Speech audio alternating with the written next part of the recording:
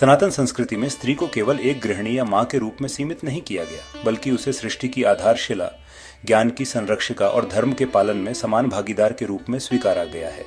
वैदिक युग से लेकर आज तक स्त्रियां समाज, संस्कृति, धर्म और ज्ञान के क्षेत्र में निरंतर योगदान देती रही हैं। प्राचीन ग्रंथों में स्त्री को शक्ति और सरस्वती के रूप में प्रतिष्ठित किया गया है। उसे सृजनकर्ता, पालक और प्रेरणा स्रोत माना गया है। वैदिक काल में स्त्रियों को स्वाध्याय, यज्ञ और संवाद में भाग लेने की स्वतंत्रता प्राप्त थी। गार्गी, मैत्रेयी, लोपामुद्रा, घोषा जैसी विदुषियां ऋषि मंडलों का हिस्सा थीं। विवाह, आश्रम व्यवस्था और गृहस्थ धर्म में पुरुषों के समान अधिकार और कर्तव्य उन्हें प्राप्त थे। सनातन संस्कृति में विवाह को केवल सामाजिक कर्तव्य नहीं, बल्कि दो आत्माओं का मिलन माना गया है।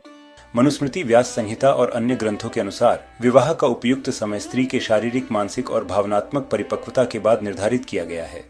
शास्त्रों में ऐसा कोई एक निश्चित आयु नहीं दी गई है, बल्कि जीवन स्थितियों, शिक्षा और स्वीकृति को प्राथमिकता दी गई है।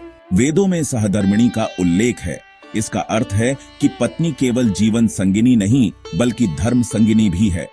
इस दृष्टिकोण से विवाह का उद्देश्य स्त्री का पालन नहीं, बल्कि साझेदारी है। विद्या की देवी स्वयं स्त्री रूप में पूजित है। प्राचीन गुरुकुलों में स्त्रियों को शिक्षा प्राप्त करने की अनुमति थी और वे ऋचाओं की रचयिता भी थीं। धार्मिक अनुष्ठानों, पूजा, यज्ञ और व्रत में स्त्रियों की भूमिका अत्यंत महत्वपूर्ण रही है। विशेषकर गृहस्थ आश्रम में स्त्री की उपस्थिति के बिना यज्ञ अपूर्ण माना जाता है।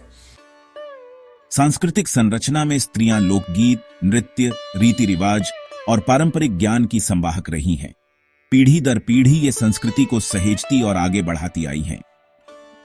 आर्थिक और सामाजिक भागीदारी, विशेषकर खेती, वस्त्र निर्माण, शिल्पकला और आयुर्वेद जैसे क्षेत्रों में भी स्त्रियां सदा से भागीदार रही हैं। सनातन संस्कृति स्त्री को कभी निर्बल नहीं मानती। वह तो जगत जननी, धर्मधारिणी और ऋषियों की सहचरी रही है। आज की आधुनिक व्याख्याओं के साथ इन परंपराओं की गहराई को समझना और उनसे प्रेरणा लेना न केवल जरूरी है, बल्कि समकालीन समाज में संतुलन लाने के लिए आवश्यक भी। हम ऋषिकाओं के अपने वीडियोस में पहले भी वैदिक काल में स्त्रियों के योगदान पर विस्तृत विवरण दे चुके हैं। क्या आप इस श्रृंखला में और भी चर्चा करना चाहेंगे? कृपया कमेंट सेक्शन में अपने विचार व्यक्त करें।